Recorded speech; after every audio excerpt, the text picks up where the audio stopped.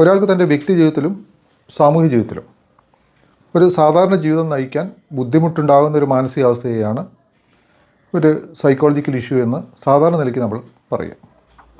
ഒരു സൈക്കോളജിസ്റ്റോ ഹീലറോ ചെയ്യുന്നത് ആൾക്കൊരു സാധാരണ ജീവിതം നയിക്കാവുന്ന ഒരവസ്ഥയിലേക്ക് തിരിച്ചു കൊണ്ടുവരിക എന്നുള്ളതാണ്. അതായത് ഒരു സൈക്യാട്രിക് മെഡിസിനിലേക്ക് പോകാതെ അദ്ദേഹത്തെ സാധാരണ ജീവിതത്തിൽ എത്തിക്കാനുള്ള ശ്രമമാണ് ഒരു സൈക്കോളജിസ്റ്റും അതുപോലെ തന്നെ ഒരു ഹീലറും ചെയ്യുന്നത്.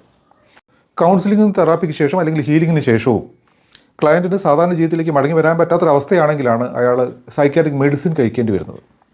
ഇവിടെ എല്ലാവരും മനസ്സിലാക്കേണ്ട ഒരു കാര്യം, ഈ തെറാപ്പിസ്റ്റിന് അല്ലെങ്കിൽ കൗൺസിലർക്ക് ആയി മാത്രം ഒരു 100% ഉത്തരവാദിത്വം ഇതിൽ കൊടുക്കാൻ കഴിയില്ല. ഇതിൽ ക്ലയൻറ്റിന് ക്ലയൻറ്റിൻ്റേതായിട്ടുള്ള ഒരു ഉത്തരവാദിത്വവും അയാൾക്കുള്ള പങ്കുമുണ്ട്.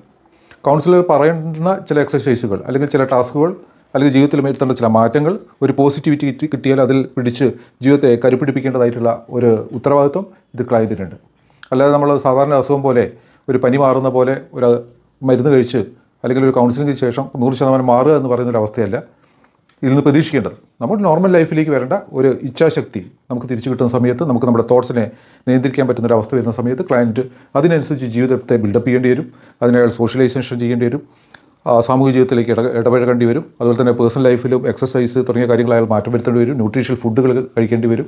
ഇങ്ങനെയുള്ള പല മാറ്റങ്ങളും അയാൾ ജീവിതത്തിൽ വരുത്തുമ്പോഴാണ് അയാൾക്ക് സാധാരണ ജീവിതത്തിലേക്ക് എത്താൻ പറ്റുക. ഇത് അവരുടെ ഉത്തരവാദിത്തമാണ്, ക്ലയൻറ്റിൻ്റെ മാത്രം ഉത്തരവാദിത്തമാണ്.